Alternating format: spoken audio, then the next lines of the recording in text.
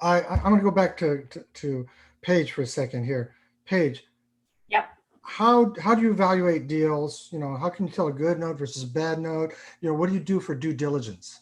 Oh, due diligence is how you distinguish between a good note and a bad note. And I often like to say that there's no such thing as a bad note. There's just buying notes badly. As a matter of fact, some of the notes that I have bought that are scratch and dent, which means that they have a little, they might have a little hiccup in them in there somewhere. There might be a little break in the chain in terms of ownership, which is correctable, things like that. But if there's some, or there's a problem borrower that maybe will fight a little bit. There's an opportunity there to really be able to kind of create a home run. And Michael is absolutely correct. I know of plenty of seconds investors that have just hit home run after home run. Also lost a lot, but hit some pretty good home runs.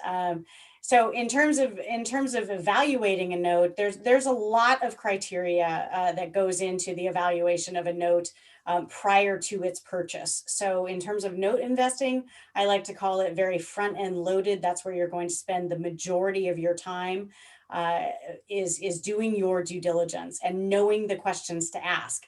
If you don't know the questions to ask, then you could get hurt. So education is your key. And there's a lot of free education, of course, out there. Bill, as you know, of course, I do a workshop. There have been several of the OCREIA members that have attended, but education. I don't care if you don't use me, that's okay. I'm a note investor. That's what I do. That's how I make my bread and butter. The rest is my give back. But due diligence, due diligence, due diligence.